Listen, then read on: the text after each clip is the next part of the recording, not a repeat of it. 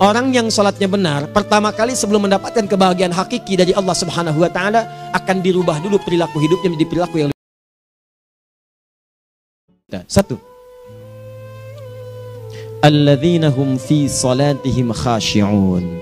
Syarat pertama, kalau ingin mendapatkan surga Firdaus tadi dan kebahagiaannya diturunkan ke bumi, dibawa sampai mati, masuk ke alam kubur lebih bahagia lagi, maka amalan pertama untuk melatih menguatkan iman itu, coba berlatih untuk menunaikan sholat dengan khusyuk.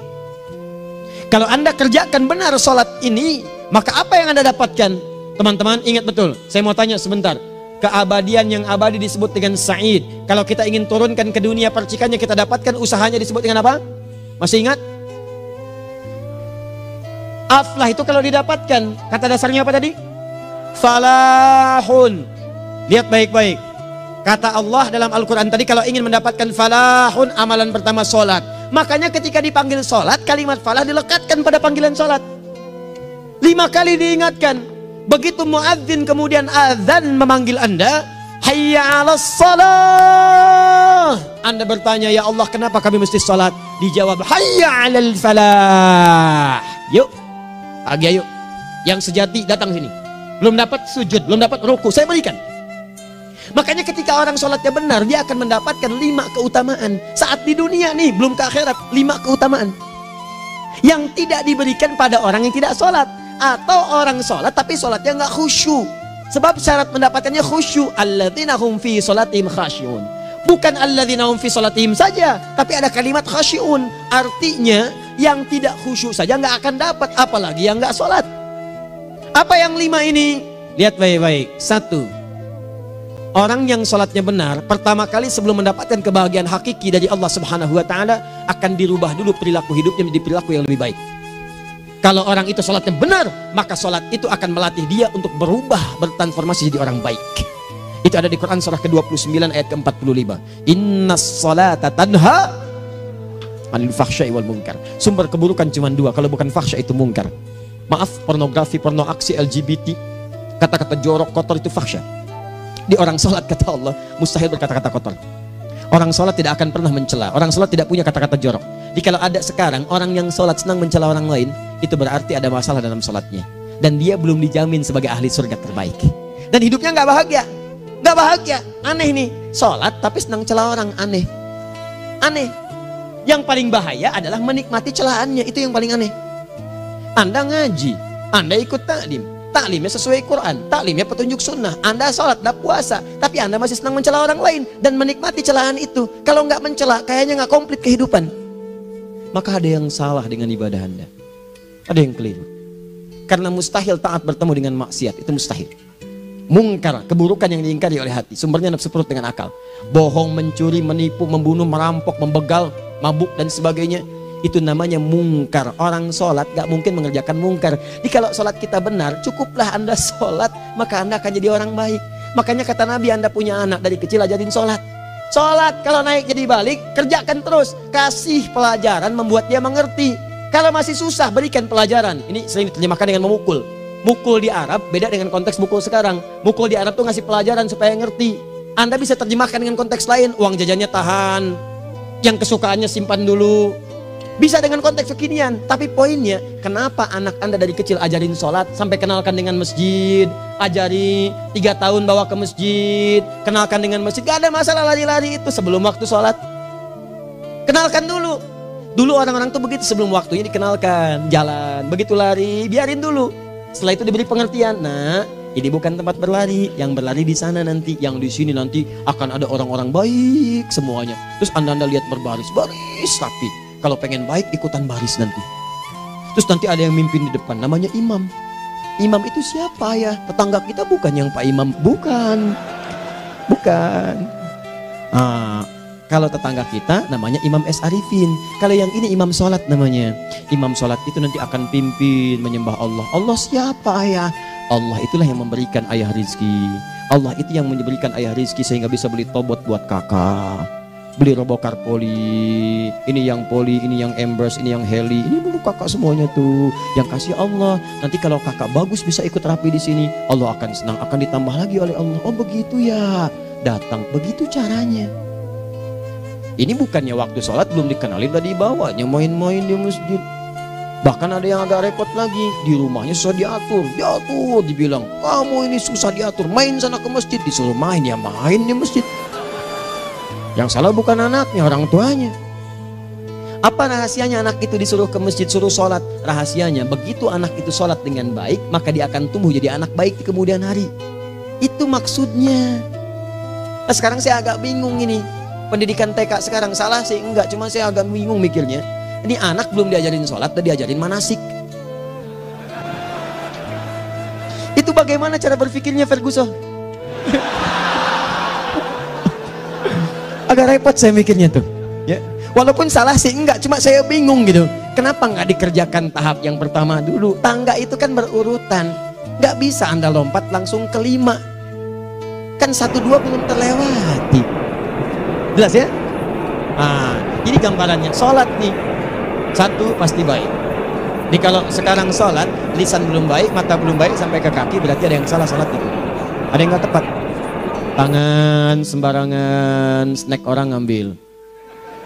Awas. Tuh sendal orang, mau wudhu nggak ada sendal, pakai sendal orang. Udah bilang belum? Kehujanan pakai payung orang. Udah bilang belum? Ya kan gampang Ustaz. Ini kan juga mungkin diikhlaskan karena Allah. Ya ikhlas, cuman pakainya belum minjam. Bagaimana kalau sedang pegang payung itu keluar Anda meninggal? Nah, coba mikirin ke situ.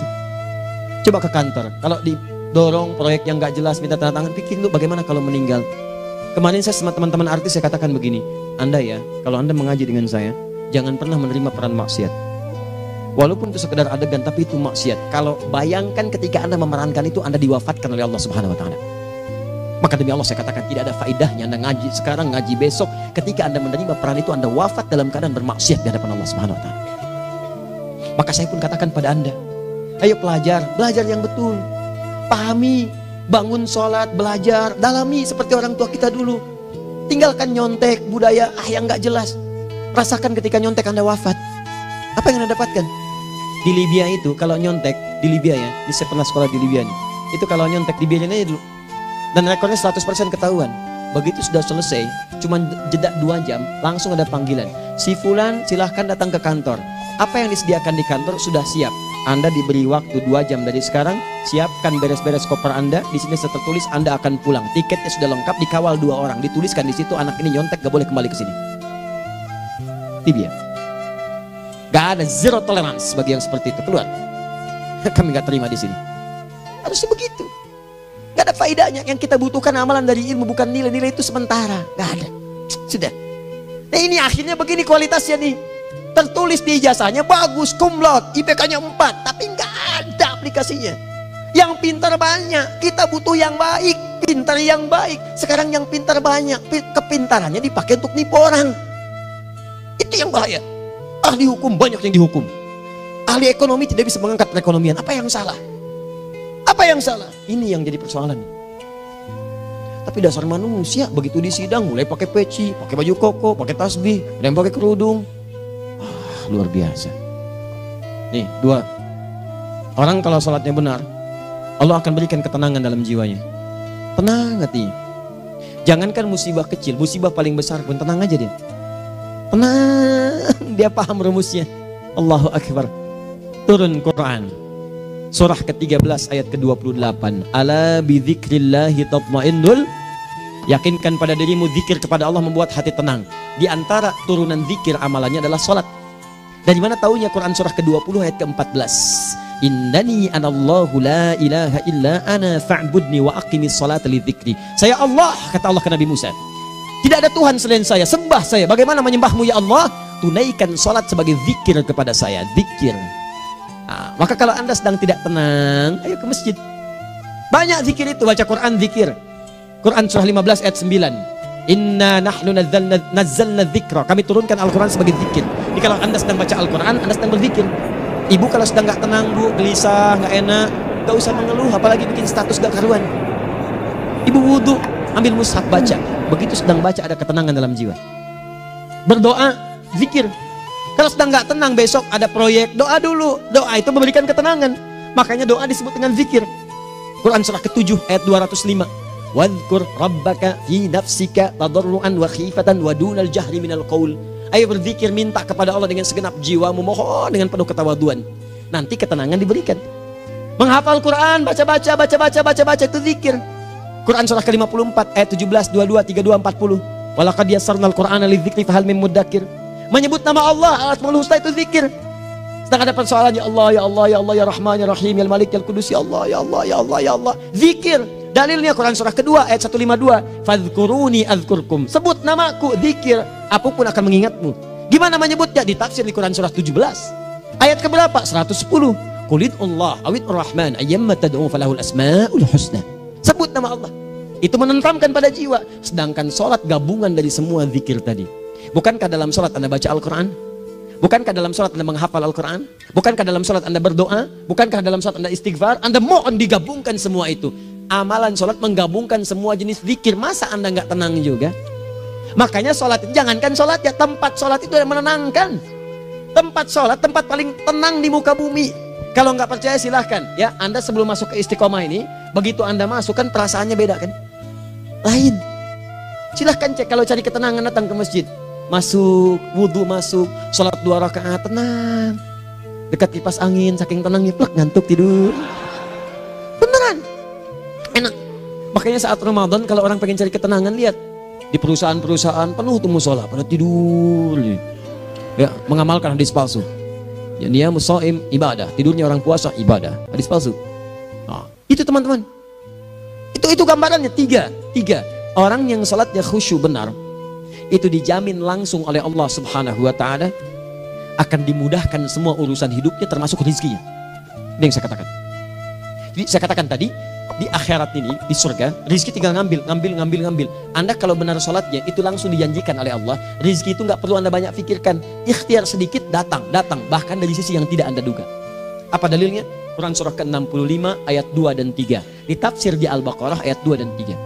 Wa may yattaqillaha yaj'al lahu makhraja. Ada orang yang meningkatkan takwanya kepada Allah, kami mudahkan urusan hidupnya. Setiap persoalannya diberikan jalan keluar, mudah. Solusi. Setiap ada problematika, ada solusi. Wa yarzuqhu min haitsu la yahtasib. Dan kalau dia ingin mendapatkan rezeki, bahkan kami kirimkan dari sisi yang tidak dia duga. Orang lain capek ini datang lagi, tawaran proyek datang lagi. Utsman tuh Masya Allah kayanya banyak, tapi yang paling dirindukan bukan saat mendapatkan peningkatan omsetnya, yaitu saat dia mendapatkan waktu khusus dengan Allah untuk sholat malam hari, sampai-sampainya sempat sholat tahajud sampai khatam Al-Quran. Abdurrahman bin Auf demikian, Tamim Ad-Dari demikian, sholat karena tahu sholat itu meningkatkan rizki. Karena tahu kuncinya ada di situ, Allah yang punya rizki, disebut dengan Razzaq, pemilik rizki. Maka saya harus punya hubungan dekat dengan Allah. Kalau sudah punya hubungan dekat, mau apa aja gampang. Belum minta, udah diperhatikan. Silahkan cek, Anda punya hubungan baik dengan bos Anda di kantor. Ya, sebelum Anda minta, beliau udah pikirin tuh, telepon bendahara. Dia udah ngambil belum gajinya? Belum Pak, tambahkan bonus sekian. Kenapa? Karena dia mengawasi Anda. Allah maha tahu dibandingkan dengan bos Anda. Mendekat kepada Allah, semua diperhatikan oleh Allah. Siapa orang takwa itu? Kalimat takwa pertama di Al-Quran Al-Baqarah ayat 2, amalannya ayat 3. Dzalikal kitabu la raiba fihi hudal lil. Siapa mutakin itu? Ayat 3-nya. Alladzina yu'minuna bil ghaib wa yuqimunas shalah. Gampang. Kalau pengen mudah hidupnya gampang. Biaya nggak mahal, tenaga nggak banyak, tingkatkan takwa nih. Jadi kalau hidup Anda masih susah, di kantor champion, di rumah tangga bermasalah terus, atau sebaliknya, maka boleh jadi kalau gelar Anda tinggi, harta Anda banyak, tapi selalu punya masalah, bukan Anda kurang hebat, bukan Anda kurang kedudukan, bukan Anda kurang kaya, Anda kurang takwa. Dan yang paling dahsyat, mungkin sholat Anda belum berkualitas. 4. Orang yang sholatnya benar, khusyuk dia. Bahkan saat sholat itu kalau dia minta, maka seketika doanya akan dikabulkan. Tanpa diskusi, langsung seketika. Contoh, Quran surah ketiga ayat 38-39. Demi Allah saya katakan, Nabi Zakaria punya masalahnya pelik. Sudah berumah tangga, istrinya divonis monopos, maaf bahkan mandul. Gak mungkin punya keturunan. Maka apa yang beliau kerjakan? Secara singkat beliau sholat. Begitu sholat minta kepada Allah. Hunalika da'a Zakaria rabbah. Di mihrab itu beliau bermohon kepada Allah. Bermohonnya sambil sholat. Qala rabbi habli min ladunka dzurriyyatan thayyibah innaka sami'ud du'a. Ya Allah, mereka katakan saya nggak mungkin punya keturunan. Sekarang saya ingin katakan, ya Allah, saya hanya minta darimu saja, saya nggak akan dengarkan mereka. Ya Allah, mohon Engkau maha mendengar, ya Allah. Maha mendengar doa saya. Kalau kepada yang maha mendengar aja nggak mengabulkan, kepada siapa lagi saya mesti minta? Apa yang terjadi? Fanadatul malaikatu wa huwa qa'imun yusalli fil mihrab. turun malaikat mengabarkan, sedangkan beliau masih sholat, belum selesai dalam sholatnya. Sholat khusyuk itu belum selesai sholat aja dikabulkan, doa sudah turun. Sholatnya belum selesai, doa sudah dikabulkan. Annallaha yubashshiruka bi Yahya. Allah kasih kabar gembira, doa kamu didengar, dikabulkan, kamu akan punya anak, namanya langsung dari Allah Yahya, artinya hidup yang mustahil menurut manusia. Lahir seorang dari rahim perempuan yang menepus dan mandul, bayi yang hidup, kata Allah nggak ada yang mustahil bagiku, jadi dan jadi dia. Berita baiknya, Nabi Zakaria sholat dikabulkan. Umat Nabi Muhammad sebelum sholat sudah ditunggu oleh Allah, mau minta apa, aku kabulkan sekarang. Hadisnya qudsi, saya bacakan. Hadatsana qala Rasulullah sallallahu alaihi wasallam, qala Allahu azza wa jalla, qasamtu shalah baini wa baina abdi. Kata Allah, saya bagi dua ya salat antara aku dengan hambaku. Wali abdi ma sa'ala. Kalau hambaku benar salatnya, aku berikan apapun yang dia minta sekarang. Idza qala al-abdu alhamdulillahi rabbil alamin.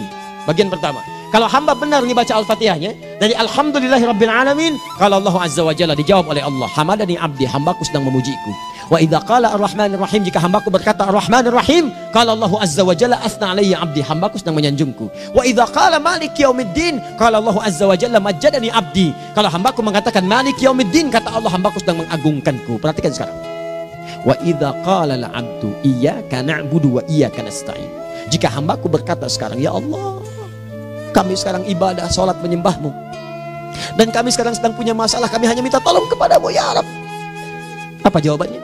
Beda dengan sebelumnya. Kata Allah, hadza baini wa baina abdi, inilah perjanjian antara aku dengan hambaku. Wali abdi, kalau hambaku benar khusyuk sholatnya sampai detik ini, baru sampai Al-Fatihah itu pun belum tuntas, baru sampai Al-Fatihah itu pun belum tuntas. Kalau benar bacaannya betul, sholatnya dari takbir sampai dengan selesainya, sampai ayat itu, iyyaka na'budu wa iyyaka nasta'in, kata Allah, masalah apapun yang dia minta sekarang, aku akan kabulkan. Besok saya kasih rahasia yang di KBP. Ada awal pembuka di awal sebelum Al-Fatihah yang kalau Anda benar bacanya, itu pengantar kepada pengabulan doa di Al-Fatihah. Apa itu? Besok. 5. Yang kelima ini yang paling diharapkan, dan ini penutup dalam kajian kita malam ini. Teman-teman sekalian, perhatikan baik-baik. Jika Anda benar mengerjakannya, maka Allah akan jamin langsung Anda akan mendapatkan kesuksesan dan kebahagiaan di semua aktivitas Anda. Kalau jadi suami, suami yang sukses, rumah tangga yang bahagia. Kalau jadi pegawai, pegawai yang sukses, dan di kantor bahagia. Masih ingat? Kesuksesan yang menghadirkan kebahagiaan, konteksnya dunia disebut dengan falah, dipegang disebut dengan aflah. Dikembalikan lagi ke atas, ke surah ke-23 ayat 1 dan 2. Qad aflahal mu'minun. Apa amalannya? Alladzina hum fi salatihim khashi'un. Persoalannya, kalau Anda sholat belum mendapatkan satu di antara 5 ini, apa masalahnya? Pertama masalahnya, kata Al-Quran, boleh jadi yang sholat itu belum khusyuk. Apa itu khusyuk? 2 maknanya, dan saya tutup di sini. Apa yang 2 itu? 1, kebanyakan orang sholat masih membawa dunia dalam sholatnya. Makanya kalau pengen khusyuk, kata Allah, maka Anda rasakan akan bertemu Allah. Rumusnya Quran surah kedua ayat 45 sampai 46.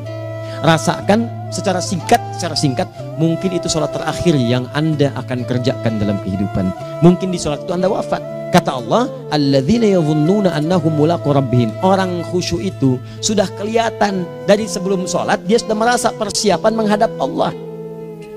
Persiapan ke manusia aja, dia sudah siap-siap, mandi dulu, ganti pakaian, pakai parfum, macam-macam dan sebagainya, hanya memenuhi undangan manusia. Allah mengundang Anda 5 kali dalam sehari.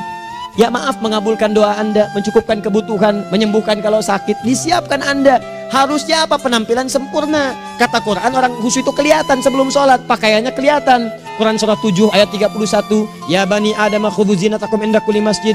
Hai anak cucu Adam, kalau tiba panggilan dari masjid, kenakan pakaian terbaikmu. Di anak cucu Adam tuh kelihatan. Kalau orang khusyuk, begitu azan kelihatan pakaiannya lain, pakaiannya indah. Khudhu zinatakum, kenakan pakaian terbaikmu. Dipakai, bertemu Allah, bertemu manusia aja pakaian bagus-bagus.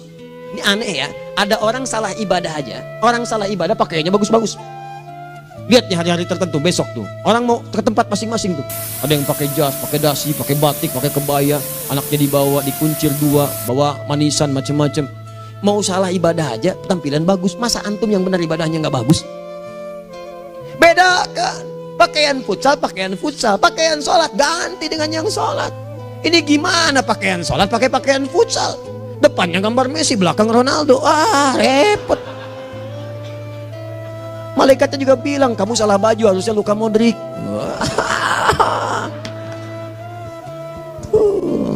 Apalah saya. Ayo mau tanya apa? Mourinho dipecat saya tahu. Lagi nganggur sekarang, ditawarin Benfica dia nggak terima. Sekarang jadi dia komentator di beIN Sport. Nanti sebentar lagi dia akan komentar di laga Saudi dengan Qatar dan komentar laga Arsenal dengan Ipswich. Digantikan oleh Solskjaer. Dia super sub dulu. Ya, super sub. Ya, the baby assassin, ya pembunuh yang berwajah baby face. Masuknya di akhir-akhir, gol. Sekarang melatih dia 5 kali kemenangan, belum kalah sama sekali. Saya hafal itu. Tapi masih di urutan ke-6, tapi jaraknya ke yang ke-4 itu tinggal 3 poin lagi. Hafal saya. Liverpool tahu cuma 4 poin sekarang bedanya, kemarin 7 kalah 2-1 sama Manchester City. Walaupun banyak analisis yang menyebutkan mungkin itu diberikan saja gitu kan, karena ada yang lain-lain. Hafal kedua Manchester City. Hafal saya. Ayo mau tanya apa lagi? Tottenham Hotspur ke bawahnya, ada Chelsea, ada Arsenal, baru kemudian Manchester United. Liga Italia, wah udah gak kekejar Juventus. Ya, apa lagi? Dan seterusnya lah. Gak ada ujungnya bahas yang begituan. Jelas ya? Maksud saya, Anda tanya itu saya jawab. Tapi tidak menghilangkan ibadah kita yang lain. Dan apa ruginya? Ya tahajud dah. Apa yang bisa dikerjakan besok, lihat besok. Ya kan tahajud kan bisa besok. Ada orang tahajud jam 10 pagi? Gak ada. Lebih baik Anda kerjakan malam tahajud. Yang tidak bisa dilihat malam bisa dilihat besok. Cara berpikirnya bagaimana kalau besok meninggal? Gak kesampaian teman-teman sekalian. Gak kesampaian. Nah maka dari itu, Anda kalau mau ada panggilan sholat, siap-siap baju yang bagus. Itu sempurnakan. Anda panggilan orang mandi. Panggilan Allah, buka Quran surah 5 ayat 6. Sempurnakan wudhu. Ya ayyuhalladzina amanu idza qumtum ila sholati faghsilu wujuhakum. Wudhu yang baik. Berpakaian yang rapi. Kenapa? Karena boleh jadi saat dipanggil Anda wafat saat itu. Maka wafat Anda dalam keadaan yang suci, dengan keadaan tobat, dengan pakaian terindah pada saat itu. Yang kedua, maaf, orang-orang kurang khusyuk itu saya tutup. Yang kedua itu karena kebanyakan orang sholat tidak paham, tidak mengerti apa yang dibaca dan dilakukan dalam sholatnya. Jujur pada diri sendiri, jawab pada diri Anda. Sampai sekarang Anda sholat, berapa persen bacaan sholat yang Anda pahami? Jangan-jangan selama ini Anda sholat ribuan kali sujud, ribuan kali ruku. Gak ada yang paham yang dibaca. Sekian persen yang paham, bagaimana sholat Anda bisa khusyuk? Pekerjaan Anda dipahami, urusan akhirat Anda gak dipahami. Di mana cara berpikirnya? Aku yang bagaimana atau engkau yang harus bagaimana? Ya, coba berubah. Nah ini baru satu amalan, belum yang lainnya. Ada 5 amalan lagi yang kalau kita bisa turunkan itu, selain sholat yang khusyuk, maka jaminan tadi akan datang. Baru sholat khusyuk aja 5 datang, apalagi ditambah dengan 5 amalan lainnya lagi. Demi Allah saya katakan, dunia kecil sekali, gak ada nilainya. Akhirat aja enak, nikmat. Saya ketemu Ustaz Arifin beberapa waktu lalu, dan kita doakan semoga Allah berikan kesembuhan, kesehatan. Saya datang, biasa kita ada berdoa, duduk. Bang istirahat, bang butuh istirahat, umat udah nunggu. Dah gak usah mikir yang lain, karena beliau cerita masjid, cerita zikro, cerita mana. Ya insya Allah, nitipin ini, nitipin itu dan seterusnya. Dan yang paling indah adalah, bang kita saling panggil weekend. Nikmat, gak ada yang senikmat ini. Zikir, Allah, doa. Nah bayangkan sakit tapi masih nikmat gitu. Nikmat. Iya bang, saya paham. Istirahat dulu. Banyakkan nanti orang jengkuk. Saya pamit dulu ya, supaya bisa istirahat, supaya tenang. Lama kita pegangan tangan, ngobrol, saling mendoakan. Itu nikmat. Dan cara berpikirnya kalau sudah pakai iman, semua nikmat. Ada uang nikmat, gak ada uang nikmat, sakit nikmat. Karena cara berpikirnya lain. Nanti kita bertemu lagi, saya terangkan pada Anda. Dan saya contohkan satu kisah. Bahkan ketika ada orang yang diuji Allah dengan ujian yang sangat luar biasa, yang menurut sementara orang itu ujian sangat luar biasa menggetarkan jiwanya dan susah untuk bertahan, tapi orang ini nikmat saja menjalaninya. Nikmat. Ada yang di rumah tangga, ada yang di macam-macam. Contohnya banyak. Satu contoh saya berikan di malam ini. Satu kali suami istri, wah luar biasa. Istrinya itu cerewetnya pak, bukan cuma cerewet, ngeselin bagi suaminya. Maaf bu ya, bukan ibu maksudnya. Jadi semua yang dikerjakan suami salah. Pengen mangga, ayah kalau kita sekarang dibeli mangga. Kenapa mangga yang ini? Saya pengennya mangga yang lain. Belikan mangga. Kenapa beli mangga aja? Jeruknya mana? Jeruk. Semua. Pokoknya semua yang kerjakan suami salah. Tapi suami tidak pernah mengeluh. Ini kerjakan, itu kerjakan. Satu kali, perhatikan cara memandangnya. Ketika iman sudah masuk ke dalam jiwa. Kata temannya, akhi, istri kamu ini begini nyusahin kamu. Kenapa kamu gak cari yang lain? Kan gampang ada syariat. Udah pisahin aja cari yang lain. Kamu tenang ibadah. Apa jawabannya? Hey, Allah sudah turunkan surga ke saya lewat dia. Kenapa kamu meminta saya untuk menjauhinya dan meninggalkan surga saya? Ini cara melihat dia. Bukankah ketika ada berbagai keluhan saya sabar? Bukankah sabar mendekatkan saya ke surga? Allah kirimkan tipikal istri seperti ini supaya mendekatkan saya ke surga. Dengan itu kan saya banyak pahala. Saya sabar, pahala banyak. Sudah Allah berikan pahala kepada saya. Kamu malah nyuruh saya untuk berpisah dengan pahala itu. Perhatikan cara berpikirnya. Indah. Kalau rumah tangga seperti ini semuanya enak. Suaminya biasa-biasa, istrinya cantik, luar biasa. Begitu berdandan kelihatan kata suaminya, Masya Allah, wajahnya tak berpaling, mata tak berkedip. Kata istrinya, ya zauji madzabik, sayang kamu kenapa? Wallahi syakiran lillah bihadari. Demi Allah, aku bersyukur mendapatkan istri secantik kamu. Kata istrinya, nahnu fil jannah zauji, kita berdua di surga. Kata suaminya, kok bisa begitu jawabanmu? Iya, kamu bersyukur dengan keadaanku, aku bersabar dengan keadaanmu. Catat. Bukankah orang syukur dan sabar di surga? Tuh lihat, canda-canda orang-orang soleh itu begitu. Nikmat ketawa walaupun nyelekit di hati. Cuman bawaannya enak gitu. Nah, nanti itu ada tuh, nanti saya turunin tuh. Yang di rumah tangga, yang ini, yang itu nanti. Kapan? Pertemuan berikutnya.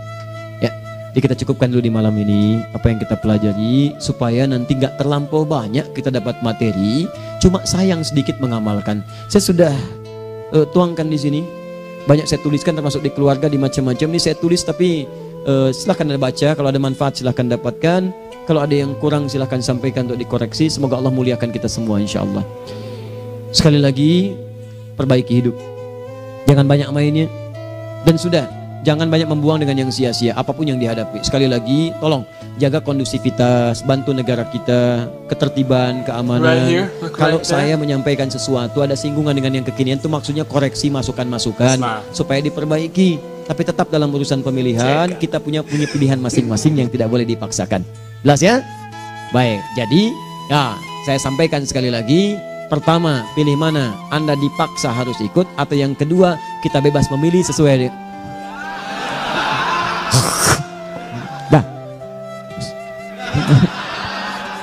Sudah ya.